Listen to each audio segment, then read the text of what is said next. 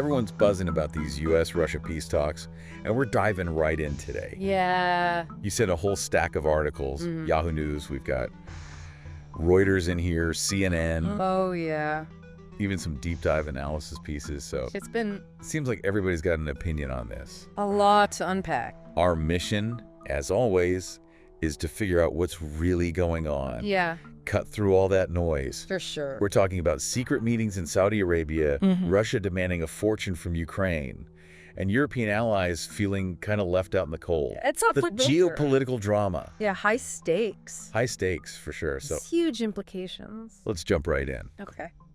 First off, U.S. and Russia met in Riyadh, Interesting. Saudi Arabia, Yeah. as a peace broker. That's not what I expected. Yeah, it's definitely a sign What's of... the significance of that location? Well, it's a sign of their growing ambition to be a major player on the world stage. You know, the U.S. might be looking to reduce its presence in the Middle East. And Saudi Arabia seems like they're pretty eager to step into that power vacuum. They want to be seen as like the go-to mediator for global conflicts.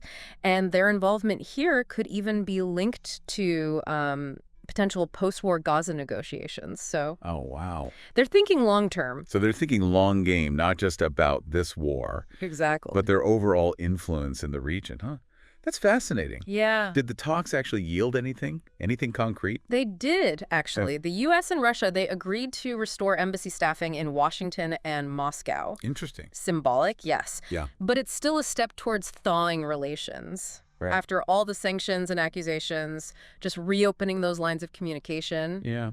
suggests a willingness to at least try to talk things through. It's like a tiny crack in the ice. Exactly. Maybe things could warm up eventually. You got it. Okay, so that's progress. But here's the thing that I'm stuck on, and I bet a lot of our listeners are too. Yeah, Ukraine wasn't invited to these talks, right. peace talks, about Ukraine, without Ukraine at the table. It is a controversial decision, yeah, Yeah, that's a little... and raising concerns. Yeah. Zelensky has made it very clear that any peace deal must involve Ukraine directly. Of course. And he has the backing of the UK and European allies on that point.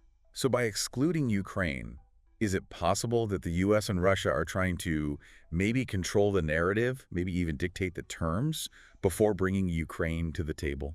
That's a real possibility. That doesn't feel very collaborative. No, this move suggests a power play, and it's worth considering like why they felt it was necessary to exclude Ukraine in this initial phase. Okay, and speaking of power plays, what about Russia's stance in all of this? Right. Are they genuinely open to these negotiations, or is this all just a show? Well, the Kremlin claims Putin is open to talks, but at the same time, they're pushing this narrative that Zelensky's presidency is illegitimate. It's like they're trying to have it both ways. Yeah. They're saying they're open to peace while undermining Ukraine's leadership at the same time. Right. And it gets even more, I don't know, alarming is the word that comes to mind, because according to that Telegraph article you sent, Yeah. Russia is demanding a $500 billion payback from Ukraine. Wow. That's basically demanding economic control. Huge number. Right. Is this a serious demand or a negotiating tactic? Well, that's the question, right? Yeah. I mean, $500 billion is a staggering sum, especially considering, the devastation Ukraine has already faced. Oh, absolutely. Some analysts think Russia's just starting with this outrageous figure so they can concede later and make it seem like a compromise. Classic negotiation tactic. Right. Start high, settle for less. Yeah. But others believe it goes a little bit deeper than that. They see this demand as a sign that Russia's objective is to really cripple Ukraine economically, to maintain leverage over its future, and to control, ultimately, its resources. So this demand, whether it's a bluff or not, Yeah. provides like a glimpse into Russia's potential endgame. But this whole situation seems to be causing a lot of friction Yeah. between the U.S. and its European allies. Yeah. Understandable. They don't seem too thrilled about the prospect of a U.S.-Russia deal without their input. That's right. So are there some cracks forming in the Western alliance? Well, European leaders are definitely worried about being sidelined. Yeah. And rightfully so. I mean, they have a huge stake in this conflict. Oh, absolutely. Geographically, economically, in terms of security. So their concern about a deal being struck without their involvement, I mean, it's completely understandable. Right. I mean, they're right on the front lines, right? Exactly. They're dealing with the refugee crisis. They're dealing with the economic fallout and the constant fear of escalation. Yeah. Of course, they want a voice in any peace settlement. And of course, they want assurances that the U.S. is going to stand with them. And then on top of that, you've got Zelensky's response. Yeah. He postponed his visit to Saudi Arabia, stating very clearly that no talks should happen without Ukraine's presence. He's not going to be ignored. He is drawing a line in the sand. Yeah. So how might this affect the negotiations moving forward? Well, Zelensky's definitely making a bold move here. Mm-hmm. He's refusing to participate in any talks that exclude Ukraine. Yeah. He's forcing the U.S. and Russia to acknowledge that any viable peace agreement Right. will require Ukraine's consent Okay. and cooperation. So he's not just a pawn in their game. Exactly. He's a leader with his own goals, Who his am I? own agency. He's standing his ground, but does he really have enough leverage Right. to influence the outcome when you've got these two superpowers That's a good question. calling the shots? This is a tough spot for Ukraine to be in. It is a delicate balancing act. On one hand, Ukraine relies on Western support to defend itself. Right. On the other hand, it can afford to be seen as just a pawn in this larger geopolitical game. So much to think about here. A lot. Power plays, secret meetings, and Ukraine's caught right in the middle. Yeah, we've covered a lot of ground already. We've covered a lot. But there's still more to unpack. Oh, absolutely. A lot more. We'll be back in a flash to break down the rest of these articles, so don't go anywhere. Definitely not. We'll be right back. Stick with us. All right. We'll be right back. Welcome back, everybody. Before we jump into the next layer of all this, I'm curious, what's jumping out at you so far? Where do you see this? Where do you see these talks headed? Well, that's the million-dollar question, isn't it? It is. It is. It's almost like trying to predict the weather weeks out. There's so many variables at play here, but Oh, yeah. understanding those variables, I mean, those individual motivations and concerns, that's what makes all of this so fascinating. Right, right. You know? Absolutely, absolutely. Okay, so let's talk about Europe. Yeah. They're definitely feeling uneasy about all this. Absolutely. And there's one article from PA Media Okay. that really highlights this. It focuses on UK Labour leader Keir Starmer Okay. calling for a U.S. backstop. A backstop? Yeah. What does that even mean? So essentially, he wants the U.S. to make a clear commitment Okay. to defend Ukraine's sovereignty, even after a peace deal is signed. So it would act as a deterrent to Russia, Okay. making it very clear that any further aggression would trigger a strong response from the West. So it's like an insurance policy. Exactly. Think of it like an insurance policy, Right. you know, like we've got your back, Ukraine, no matter what deal is struck. But is that something the U.S. is really willing to do? I mean, making those kind of guarantees. It's a big step. It's a big step. Historically, the U.S. has been hesitant to make these ironclad security guarantees, Right. particularly in Eastern Europe. They've always been concerned about getting drawn into another major conflict. Yeah, yeah. But the situation in Ukraine, you know, the sheer scale and the brutality of the Russian invasion It's horrific. has a lot of people in Washington reconsidering their stance. So it feels like maybe a turning point, like the old rules of the game are being rewritten in real time. Yeah, possibly. I mean, Starmer's call for a backstop reflects a deeper anxiety that we're seeing among European leaders. Yeah. It's almost as if they're saying, we need you to have our backs, especially if you're cutting deals with Russia without even consulting us. And their concern is valid. Yeah. I mean, they're right on the front lines of this conflict. Exactly. They're dealing with the refugee crisis, the economic fallout, All of it. the constant fear that things could escalate. And that's why they want a voice in any peace settlement. Right. And they want assurances that the U.S. is going to stand with them. Okay, so that puts the U.S. in kind of a tricky position, right? It does. They're trying to find a way to end this war Mm-hmm. without starting a bigger one, Yeah, but they also need to keep their European allies on board. right. And then, in the middle of all of this, you've got Ukraine Right in the middle. caught in the middle. We also can't forget about another crucial player in this, too. Yeah? Saudi Arabia, hosting these talks, Yeah. sends a very clear message Yes. about their ambition to be a major power broker on the world stage. Right. They're not content just being an oil giant anymore. You mentioned a possible connection to post-war Gaza negotiations. Yeah. Could you unpack that a bit more? Sure. So Saudi Arabia has also been involved in mediating talks between Israel and Palestine.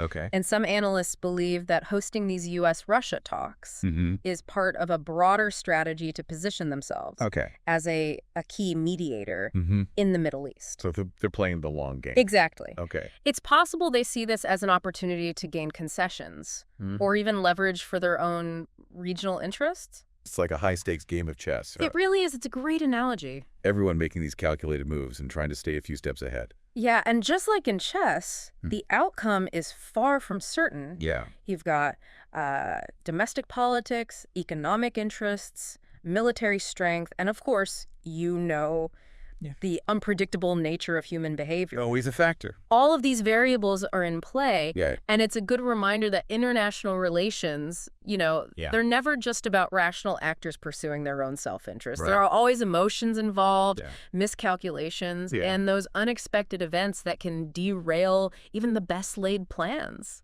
Speaking of unexpected events, let's talk about Zelensky's decision Yeah. to postpone his visit to Saudi Arabia. Mm-hmm. I mean, that seems like a pretty big deal. It is. What message is he sending with that? It's a bold move. Yeah. By refusing to participate in any talks that exclude Ukraine, Mm-hmm. he's forcing the U.S. and Russia to acknowledge that any viable peace agreement is going to require Ukraine's consent and cooperation. Okay. He's reminding them, that he's not just a pawn in their game. Mm-hmm. He's a leader with his own goals and his own agency.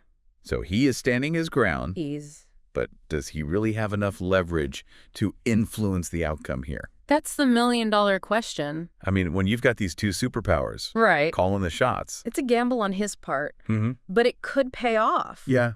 By taking such a strong stance, he's betting that the U.S. and Russia need Ukraine's cooperation more than they're willing to admit. Interesting. So we've got Zelensky refusing to be sidelined, Russia making some, I got to say, pretty outlandish demands, European leaders getting really nervous about being left out of the loop. So what happens next? Right. It feels like we're at a real turning point. It's a critical juncture, that's for sure. Yeah. We're watching this real-time power struggle unfold. Yeah. And predicting the outcome is, well, it's nearly impossible. But there's one thing that we know for certain. What's that? The stakes are enormous. Yeah. The decisions that are made in these negotiations, they're going to have ripple effects across the globe, shaping the future of Ukraine, Europe, and the international order as a whole. We've covered so much ground today, but there's this one article that we haven't even talked about yet. Yeah. And I think it's especially intriguing. Definitely. It's that Telegraph piece about Trump's confidential plan for Ukraine. I know. That one definitely raised my eyebrows as well. It's causing quite a stir. It is. I mean, the language being used, Yeah. economic colonization, it's loaded with historical baggage. Yeah. And it's no surprise that it's triggering such a strong reaction. Okay, so walk us through this. What does this plan actually entail? So the article claims that the Trump administration is seeking to leverage this conflict to gain significant control over Ukraine's economy. We're talking natural resources, infrastructure, even their oil and gas reserves. So essentially dictating Ukraine's economic future. Pretty much. And that's setting off alarm bells in Kyiv, right? Of course. I mean, they're already fighting for their survival. Yeah. And now they're potentially facing a future where they're beholden to U.S. economic interests. It feels like a contradiction. Yeah. On the one hand, you've got the U.S. and Russia trying to negotiate an end to this war. But then on the other hand, there's this potential plan that raises some serious questions about Ukraine's autonomy, their long-term future. It highlights the complex Yeah. and sometimes contradictory nature of international relations. It's complicated. Things are rarely black and white. Right. And there are often multiple agendas at play, Yeah. sometimes clashing in unexpected ways. Okay, so about this alleged U.S. plan, Yeah. is there any concrete evidence that this is actually being considered? Well, the Telegraph article cites unnamed sources who claim to have seen a document outlining this plan. But it's crucial to remember that there's been no official confirmation from the White House. So could this be a tactic to pressure Russia? You know, like dangle the possibility of a U.S.-dominated Ukraine and see how they react. That's certainly a possibility. It's almost like psychological warfare. Right. Sow those seeds of doubt. Sow the seeds of doubt, create uncertainty. Create uncertainty, and then see how all the other players respond But who really benefits from that kind of strategy? I mean, does it actually help Ukraine in the long run? That's a tough question, and one that, Ukrainians are grappling with right now. Yeah. They desperately need Western support, both militarily and economically, but they're also understandably wary of becoming overly reliant on any one country. Yeah. Especially one with a history of interventionism. So it's a tough spot for them to be in. It is. Let's put ourselves in Zelensky's shoes for a second. Okay. If you were in his position, how would you navigate this incredibly complex situation? It's a decision with no easy answers, Right. and one that carries immense weight for the future of Ukraine. It's easy to get lost in this geopolitical chess match. Yeah. But at the end of the day, there are real lives at stake here. Absolutely. Behind every headline, every diplomatic maneuver, every military operation, there are human stories of suffering, resilience, and hope. Right. And it's essential to keep that in mind as we try to make sense of all these events. Well said. As we delve further into these U.S.-Russia peace talks, we're left with more questions than answers. That's the nature of geopolitics, right? It is. It is. It's messy, it's unpredictable, and it rarely offers easy solutions. But hopefully, by examining these different perspectives, by unpacking these motivations, the potential consequences, we've given you the tools to make sense of this situation. And this is what makes the deep dive so valuable. Right. It's not about simple answers or taking sides. Right. But about exploring the nuances, those competing motivations, and really helping you, the listener, form your own informed opinions. Exactly. So, what are your thoughts on all of this? Are you surprised by any of the revelations we've discussed today? What's standing out to you the most? We'll be right back to wrap up our discussion and explore some of the broader implications of this unfolding geopolitical drama. Lots to discuss. Don't go anywhere. We'll be right back.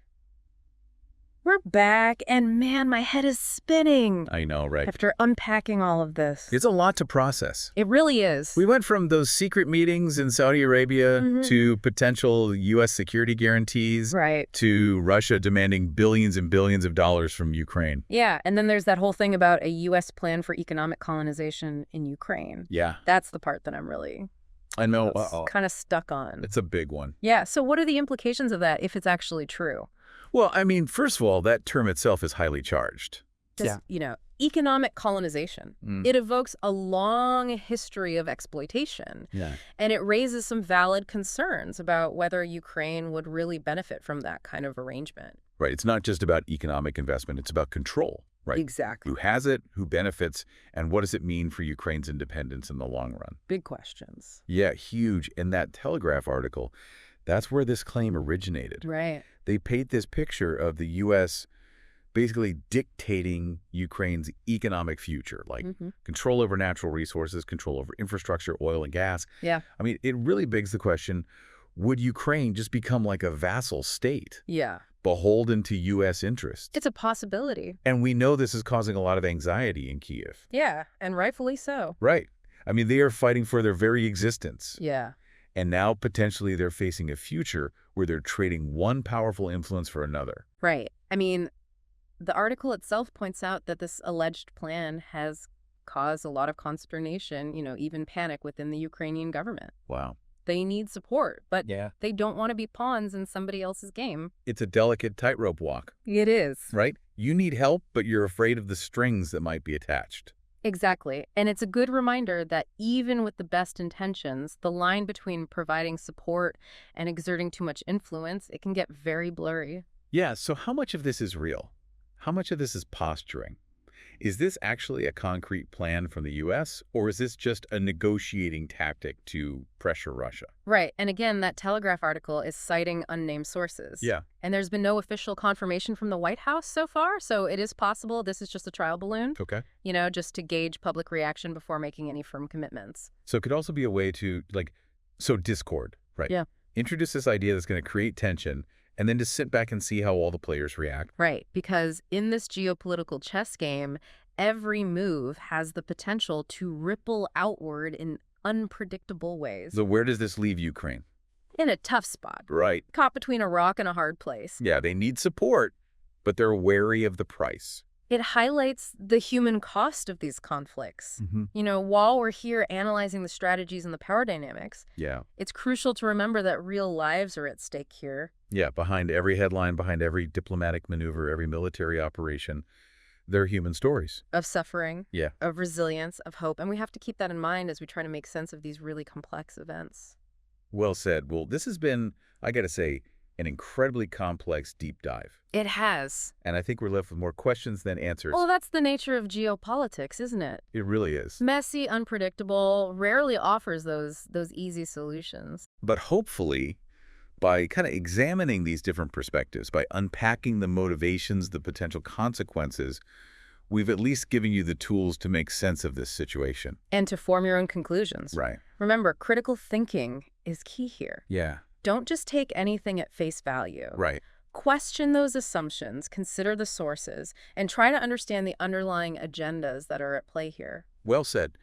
And maybe most importantly, don't forget the human element in all of this. Yeah. The decisions made by these world leaders, they have a profound impact on the lives of millions of people, not just in Ukraine, but around the world. It's a reminder that we're all interconnected. We are. And that peace and stability are fragile things that we really need to actively work towards. Well, thank you for joining us for this deep dive into these U.S.-Russia peace talks. Yeah, thanks for being here. We hope you found it insightful. We did our best. And we encourage you to continue exploring this complex issue on your own. Absolutely. Stay curious, stay engaged, and keep asking those tough questions. Always. Until next time, keep learning and keep diving deep. See you next time.